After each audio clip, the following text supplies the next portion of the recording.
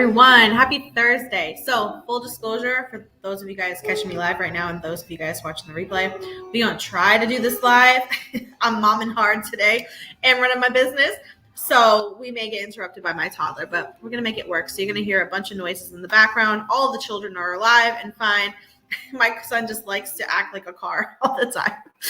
Anyways, hey, it's your girl, Chrissy Ferrero, the Authority Coach. I am your launch expert. And I want to talk to you guys about something that's a bit vulnerable for me. And it relates to a couple different things when it comes to selling your offers, being visible online, being vulnerable online, and then sharing your story, building out your personal brand, right? Building connections with your audience and sharing your story. And the reason why it's so important because people don't really realize what's actually going on behind the scenes. People don't realize all the shit you're going through unless you talk about it, right? And it relates a lot to personal trauma, personal life stuff, relates a lot to some of the work that I do with my clients in relation to launching. Because whether you want to call it launching, campaigns, promoting, selling, right? As business owners, we're always selling something. And there's a lot that goes on behind the scenes. There's a lot of shit we don't talk about. And it's that stuff that I love talking to my clients about because it's not spoken about enough. But today, I want to kind of take a step back for a second before I get ahead of myself. And I shared a post earlier, maybe like an hour ago, talking about this ad that I saw on Facebook. Many of you guys may have saw it because we've got a lot of engagement on it. And I didn't do that. I kind of just shared it because I felt in my heart like I need to share this because I don't really talk about this very much. But I shared this ad, and it was an ad for foster children. And basically what it was is it was a picture of a little girl holding a trash bag. It was a picture of a little girl holding a trash bag. And it was a picture of a little girl holding, like, she looked really sad and whatever. And then it was a picture of a little girl holding her, I just got paid on something because I just thought the money thing go off. You guys heard that noise? Anyways, and there was a picture of a little girl holding like this cute little like flower duffel bag smiling, right? And basically what they were talking about was donating to help foster children with $30 to get a duffel bag so they don't have to carry around their stuff in trash bags. And, it hit home for me because I've shared this story in the past, and obviously like your community is always growing and growing and growing. And the people that I had on Facebook 6 months ago are not the same people, all the same people, right? And so I've shared this story in the past, and I think it's important to reshare the story because, again, you never know what shit's actually going on. And so it triggered a little bit of something in me because it was a reminder of how far I've come and my mission in my business and what I really want my business to create, right? Because we always talk about hitting goals and, wanting our sales to be really great to build wealth for our family, but what else, right? What's the impact that you want? And a mission of mine has always been to create a nonprofit for kids who age out of the foster care system. Why? Because I was one of them. And one of the things that I've always strived for was I will never be another foster kid statistic. I refuse to redo the cycle of life and be like my parents, right? I refuse. My child will never know what it's like to go hungry, will never know what it's like to be away from their mother and father. I just refuse to live that lifestyle, right? I could have had many choices, like different routes to go when I turned 18, as we all do. You don't have to be in foster care to experience that. But when you don't really have parents that you can live with or anyone to really help you when you age out, there is less choices for you, right? And you can easily go down the wrong path. It's actually a lot easier to go down than the right path. And so I tried really, really hard to go down the right path, right?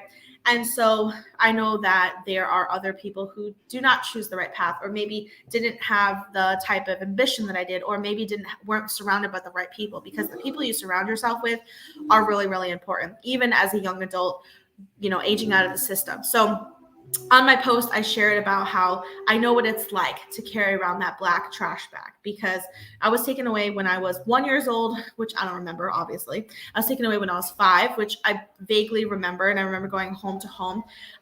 So that didn't impact me that much. But I was taken away for the final time when I was 13. And that sat with me because I was the oldest of 4. I have a sister who's 5 years younger than me, a brother who's 3 years younger than me, and then a baby sister who is 11 years younger than me. And so when I was 13, we were ripped out of our home. And were we in a great situation? No, it was better that we were ripped out of our home. But you don't get to get any of your stuff. I didn't get to grab any of my clothes, any of my CDs, any of my stuff, right?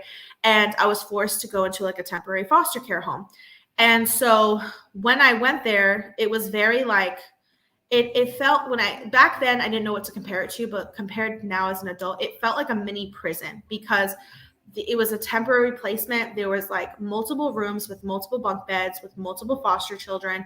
And the woman, like, she was nice, but like very like no emotion, was just like, all right, here's your shampoo, here's your pads, like basically giving me all my toiletries, and then asked me what my sizes were and gave me like 2 sets of clothes and told me this is my drawer.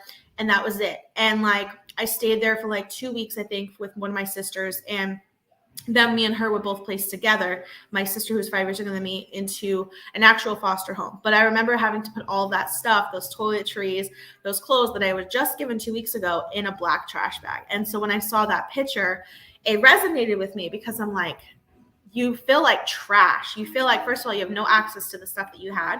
I didn't have much before, but it was my stuff. I didn't have access to any of that stuff. And then now you're like, you're put in this place. You have no choice in where you go. And then you have to put everything that you now own in a black trash bag, going to another home, and you're not sure what to expect. It's a really terrifying feeling. And, I was talking to someone earlier who was like, talking about how she'd always considered being a foster parent. And trust me, that idea has crossed my mind thousands of times, right?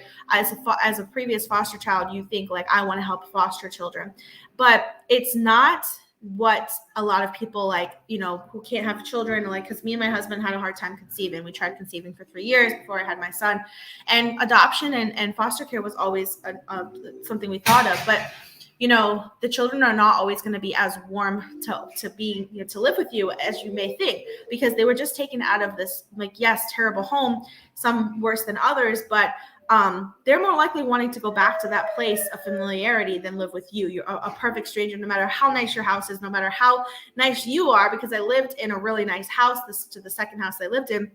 I was very weary of these people, right? Luckily, they were like this incredible couple who went above and beyond looking back, right? Back then, you don't realize it as much as you do as an adult looking back, but they did a lot for us. And then they had suitcases that we left there with, right? So I didn't leave with another trash bag when I went to go live with my aunt, right? And so it's little things like that that kind of remind me like how far I've come and what my real mission in my business is because there's not as many resources as you think when you age out at the age of 18 in foster care. So like, for example, I was fortunate enough to live with one of my aunts. The only problem is that we lived in North Carolina, and I got to live with one of my aunts, but I had to move to Rhode Island. So my siblings stayed behind in North Carolina, whom I didn't get to see for 4 years. So that sucks. I didn't get to go see them until I turned 18. I took a road trip to go visit my siblings, right? And my sister, who was 2 at the time, she was adopted, so she got to live with one family the whole time. My brother and sister, unfortunately, they were between the ages of 6 and 10. Not many people want to adopt kids at the age of 6 and 10. So unfortunately, my sister and my brother went through the horrible parts of foster care, home to home, group home, sometimes in mental hospitals, because it creates a lot of stress and trauma on kids. Now, when I turned 18, I had to move out on my own. I moved out of my aunt's house and I got my own apartment. I didn't go to college for 2 years, but then I worked full time and decided to go to school. It took me 6 years to get my degree in psychology, and because I was working full time, right? And I had to do all that on my own, support myself, get my own apartment, right? Luckily, I was pretty ambitious and determined. Like, I am not going to be another statistic. Like, I refused. And then I met my husband when I was 16. Many of you guys know I'm married to my high school sweetheart. We met when I was 16, and I've been with my husband ever since then. And one of the reasons that I know that I've been successful is because at a young age, I was introduced to more positive people. So my husband's family became like my second family, and they were some of the positive role models in my life that I didn't necessarily have from my side of the family. And so I constantly surrounded myself. It was intentional with the types of people I was surrounding myself at a very young age. I didn't have very many friends when I was 19, 20 because I was working full time. I focused on school, focused on work. I was determined to be successful, whatever that success looked like, right? And it's funny because my version of success was literally to basically like, as long as I never have to be on food stamps, as long as I never have to be homeless, as long as I like am not a drug addict, like as long as I have like my own car, right? Like that was success to me, was to not struggle. And in my mind, okay, I'll probably never be rich, but at least my kids can probably be that way, right? Someday. But I never in my mind ever thought that I could have like a 6-figure business, like create any type of like high level of success. Like that wasn't in the cards for me. It was more so creating a sustainable life so that way my kid one day could have that life, right? And so unfortunately, when my brother and sister aged out of foster care, they didn't choose that same route and they struggled a lot when they turned 18. And I tried to help them as much as I could as a very young adult, right? And so it's always been a mission of mine for years that, okay, I want to be able to do more. Like, how can we help children when they turn 18? Because you are a child when you're 18. Yes, you're an adult, but you are a child. And how do we help these kids, right? Housing, because housing is the most, even adults struggle with housing, but imagine an 18-year-old who has nowhere to go, right? What if they didn't have good grades and didn't get a scholarship, right? It's not as easy as people make it seem, like to get support and resources, right? And sometimes you don't know these resources exist. Like, because even for me, when I was applying for college and stuff, I didn't have anyone to help me fill out my application and like try to apply for scholarships. Like, I didn't know how to do any of these things, right? Like I probably would have went to a trade school had I even known what that was when I was a teenager, but I didn't have very many adults to guide me, right? And so that's the thing, is lack of awareness. Like when you're in those situations, like you weren't in a stable home, so you obviously did not have the best role models to set the path for you, right? Like my son will be set differently because we will be more involved, right? But I didn't have that. It shouldn't be called a luxury because it should be normal, but I didn't have that luxury, right? And so the reason I'm sharing this with you guys is because many of you guys have no idea that I experienced that, right? And I don't really share about it too much because I have very conflicting feelings about like, I don't want my whole story to be the fact that I was a foster kid, right? Because yes, I've grown from it, but even when I shared earlier, then I get the whole, I'm so sorry, right? Yes, I am so sorry that happened to me as well, but it's not like, not that people pity me, but it's like, that's not what I want to be known for. I want to be known for the woman who did overcome those things, right? But not as the girl who was in foster care, if that makes sense, right? I want to be known as the woman who helps women, who helps other women that when they're younger, create a better life for themselves very, very young, like when they age out, right? To not have to deal with homelessness, to not have to deal with not knowing like how to start your life, right? Not feeling alone, because it can feel very, very lonely because you don't have the parents that you can live with, the access to the healthcare that, you don't even understand how to do these things. How do you apply for these things, right? You don't know when you're 18 if no one shows you. I had to learn these things and eventually as maybe in my 20s, like figure out how to do all of these things because I didn't have that adult support, right?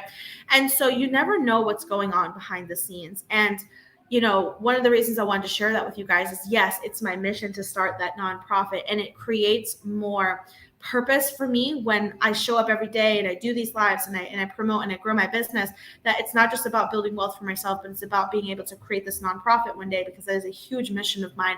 And sometimes we can lose focus of our mission, right? And so I wanted to kind of trickle this into some of the things that I do with my clients when it comes to, you never know what's going on behind the scenes, right? So like with you guys, you may have never known that I've experienced this, right? You don't know my background, what things I've had to overcome, right?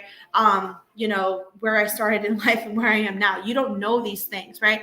And so the same thing goes for when you see people online selling their services, right?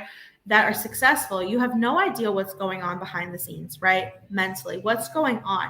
And one of the things that I talk with my clients a lot is some of the mindset stuff that goes on during a launch is, it's gonna be tricky because a lot of times, here's what happens with most launches. You open the doors, you get some signups, then a week later you get crickets, no signups, and then you start doubting yourself, right? Or you open the doors and maybe no one signs up right away, right? Within the first few hours, the first few days, then you start doubting, like, is anyone ever going to buy? And then you lose focus and you feel like you don't even want to do this anymore. And then you have a hard time selling it because you're not in it anymore, right? And so even people that have successful launches is like these same thoughts cross my clients' minds, right? Is like, what if, doubting everything, right? And so I like to shed light to these types of things because first of all, you're not alone. Other people are going through these same mindset things, right? Mindset fucks basically. And it's a part of the process in the beginning. And understanding like that you're not alone, but also understanding how to recognize when this type of mindset starts creeping in, what to do, right? How do you overcome those fears, those doubts, right? That's why I personally will never not have a coach, because I need someone that I can talk to about these types of things, because we all experience them, but you never know what's going on behind the scenes, right? So when you see someone online and it seems like they launch so effortlessly, let me tell you, as a launch expert, most people are, if not all, are going through these mindset thoughts. So I wanted to trickle it into that with you guys real quick, just to kind of touch on that. But thanks for listening to my story, guys. I will be sharing it more. I wanted to share that with you because it is an important mission, part of my business. And now we're going to get interrupted by the toddler, so we're going to close this live. Okay. Thank you guys so much. Can you say bye? Bye. You say bye. Bye. And I'll chat with you guys soon. Bye. Bye.